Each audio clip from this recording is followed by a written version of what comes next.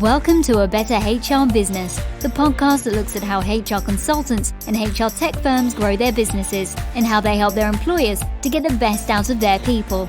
Remember, for show notes and downloads, go to www.getmorehrclients.com/podcast. That's getmorehrclients.com/podcast. Okay, let's get started. Hello, thanks for joining me again today. Great to have you along. I'm really looking forward to my conversation today with Melanie Wertzberger. Melanie is the co-founder of a very cool HR tech firm, Shaka. And Shaka helps companies engage and retain their talented teams. So Melanie, thank you very much for joining me today. Thanks for having me, Ben. Yeah, whereabouts are you based at the moment? So I'm located in Southern California in the US, about 45 minutes south of LA. Nice. Yeah, great part of the world. Let's kick things off. Do you want to give us a quick background of yourself? Perfect. So I actually do not have an HR background. What's kind of interesting is I came from a software sales background, started my career in software sales for a B2B SaaS company, software as a service, and was working on setting up a channel partner division for their sales team, and then moved into a financial analyst role because I had originally studied finance. I loved startups. I loved entrepreneurship. So my career was in startups. And at the time I was working at a company that was growing fast. They had just raised $60 million.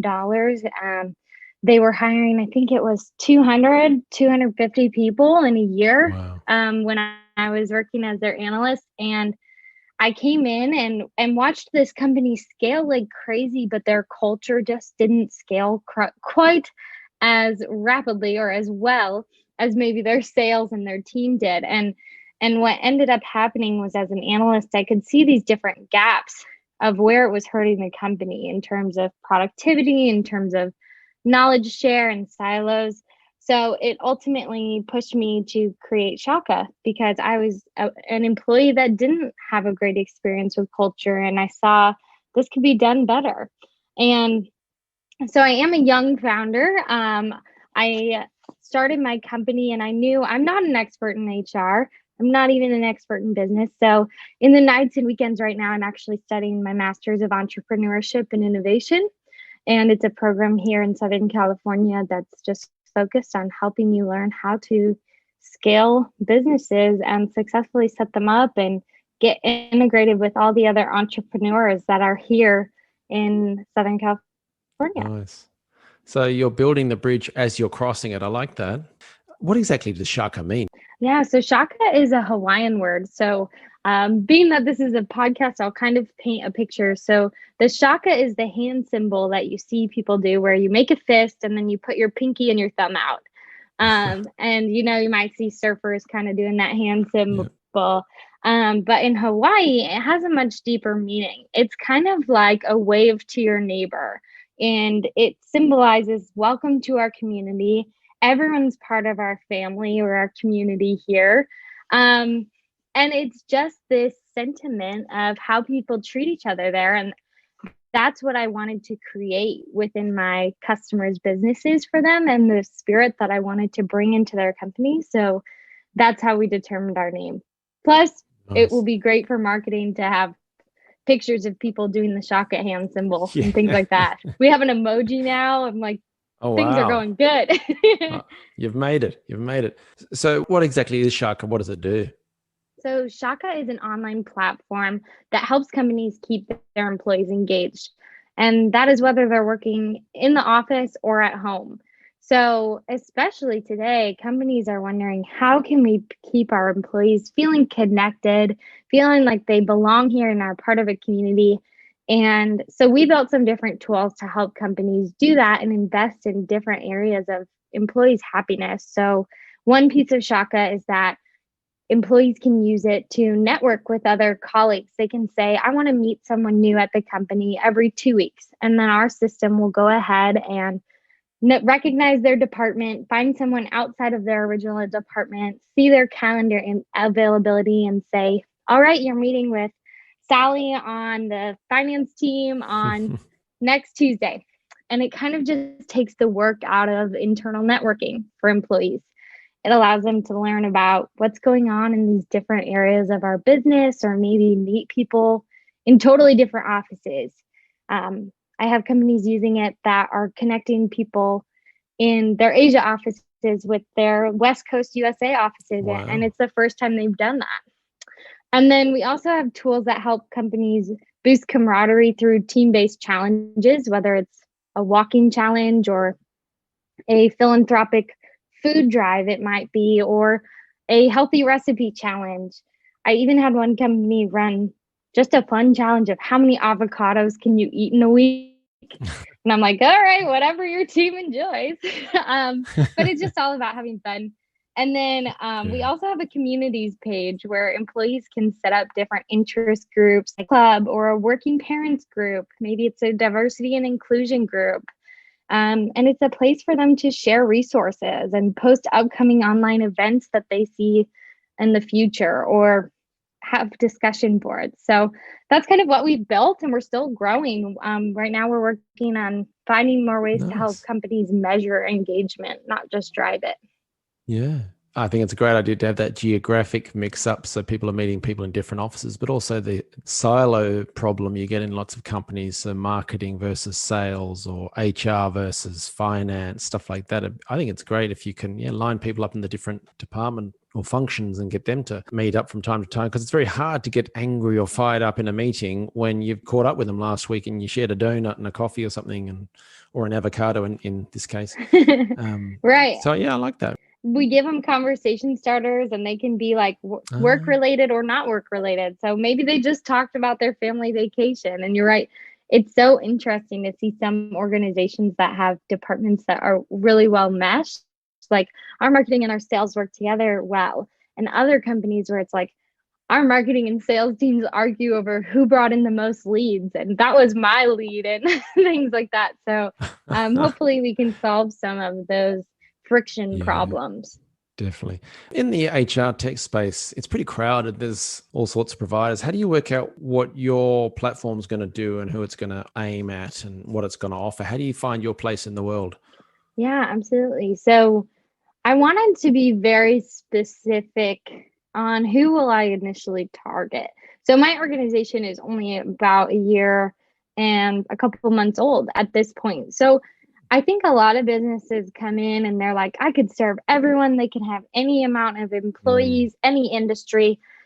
And that wasn't where I wanted to start. Like you said, it's a crowded space. So we need to be the best solution for a certain type of company. And for us, that's companies with 100 to 700 employees. And specifically, I've found technology companies are the most willing to lean on a platform to help them build a network.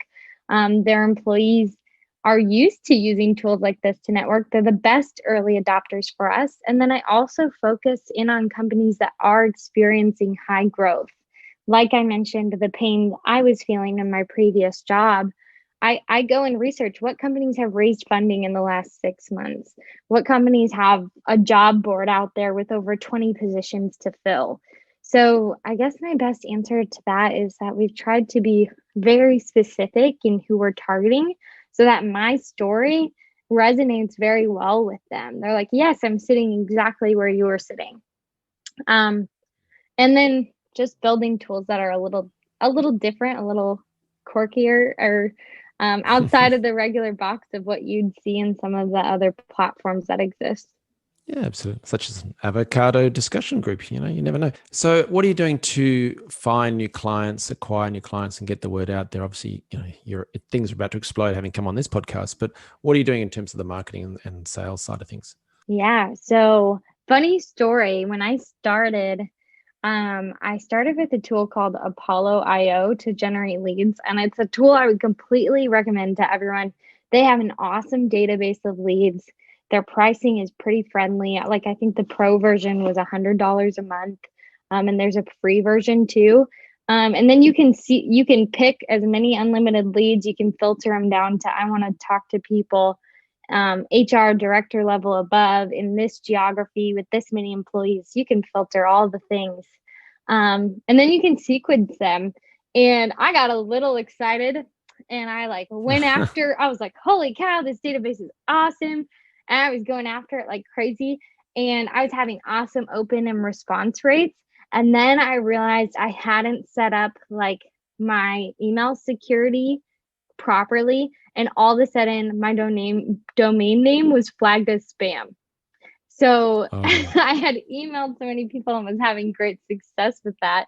But so use Apollo IO for all you listeners out there, but set up your email DNS and security settings well in advance. warm up the inbox. Yeah, Yeah, yeah. that was a rookie mistake. Nice. So now I've kind of leaned into what other ways can I find customers while we recover our domain name and while we recover our sender credibility. And I've had good luck with different Facebook groups, different LinkedIn groups of HR leaders, and just being sure to contribute like interesting content. Of course, selling into HR, those people are very heavy users of LinkedIn. So I've transitioned to LinkedIn Sales Navigator and Hmm. messaging people that way.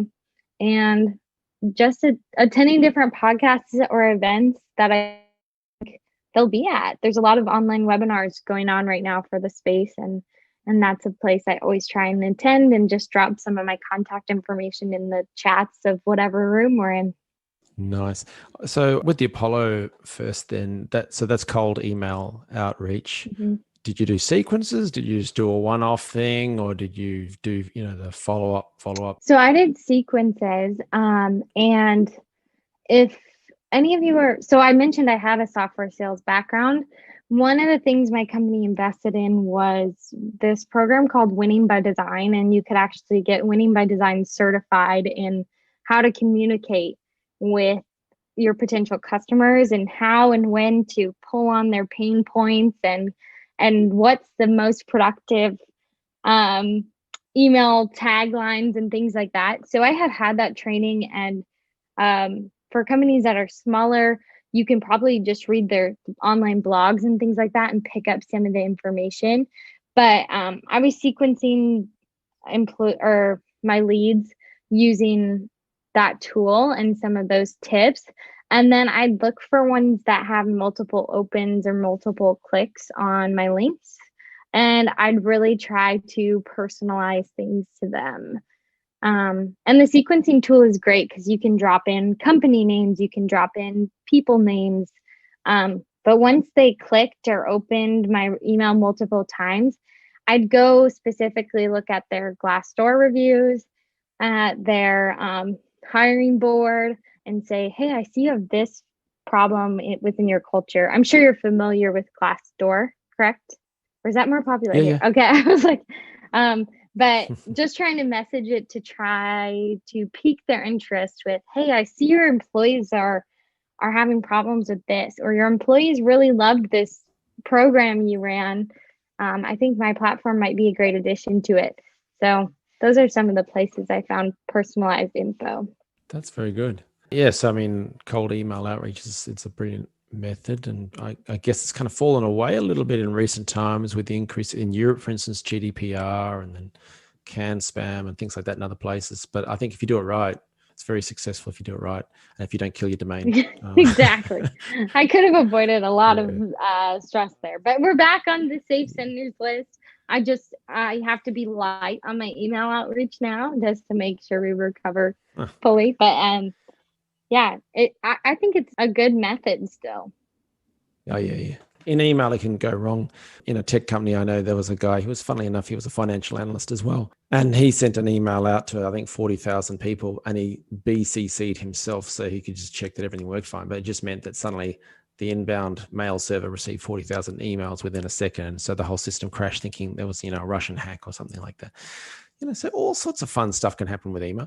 Your background, you mentioned you had a channel sales, channel partner type background or some experience in that area.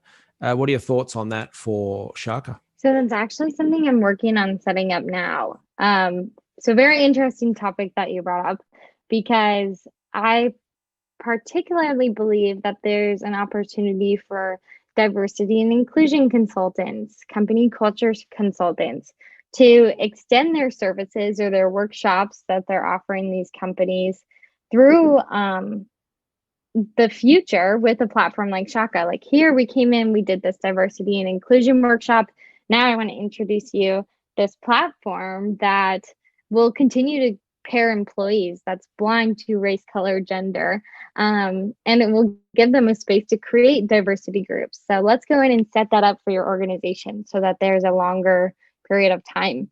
But to be honest, I don't have as much feedback on the effectiveness of it yet because I'm still in the process of setting up what would these agreements look like. Had really narrowed it down to that I think D&I and culture consultants are the right people to carry out our messaging and find those customers that we believe we should be working with. And from my experience in channel sales, I guess what I would share with the audience is it's really important that you have the right partners. If you're starting to set up a channel and you're just like, let's take anyone, it's really going to backfire. You're going to pour a lot of effort into people who maybe don't contribute to the company the way you hope they would. So just make sure that it's a mutual selection process and it's mutually beneficial. You want to motivate your channel partners to continue to support your brand, support your clients. So you want to make sure that's a really great relationship and not just like, here, anyone can sign this contract, send us your business if you have someone that might fit. Yeah, no, that's a good point. I think beyond D&I, diversity and inclusion, the general HR space, I'm thinking back to when I was running projects as an HR consultant and I went into a government department and ran feedback sessions with employees, surveys, and we had different workshops and stuff like that. But there were communications issues and all kinds of stuff going on there, and it's a big department. So something like that would have been a handy thing to refer in. Other companies with lots of offices around different countries, communication is an issue. So yeah, I think there's a capacity. If you're an HR consultant listening to this, or a diversity inclusion consultant, or employee engagement, all these sort of different subsections of the broad HR field, I think there are opportunities there. So if you're listening, I would suggest getting in touch with Melanie or the Shaka team, even if it's not right now, but coming down the track, I think there's certainly an opportunity to team up and or share content, or who knows. Is that a fair call? Yeah, absolutely. And I guess I'd love to spin that back on you in your experience as an HR consultant at the end of your service time with them. Not that your relationship ever ends, but were your customers coming to you and asking for solutions and tools that could extend beyond maybe what a person can offer?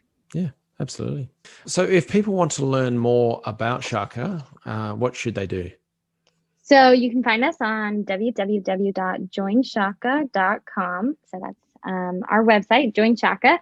And you can find me, Melanie Wertzberger, on LinkedIn. I'm linked to our Shaka page, and we're also on Instagram. So if you want to follow us, we release different blog posts about employee engagement, just cool things that you could read and keep up with.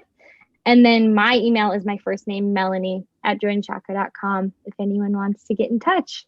All right, I'll put the link to the website and the LinkedIn profile. I won't put the email in the show notes in case hackers try and do something. I'm paranoid about all that stuff these days. But certainly www.joinshaka.com. The link is in the show notes. Do check that out. Yes, I think it's an exciting platform. It's going to have a bright future and help employers and employees around the world, hopefully. So yeah, really well done. Thank you. Thanks for having me. Thanks for joining us today on A Better HR Business, the podcast that explores the world of HR consulting and HR tech businesses. For show notes and downloads, go to www.getmorehrclients.com/podcast. That's getmorehrclients.com/podcast. Remember to subscribe and share the show with any friends who are busy growing a HR business.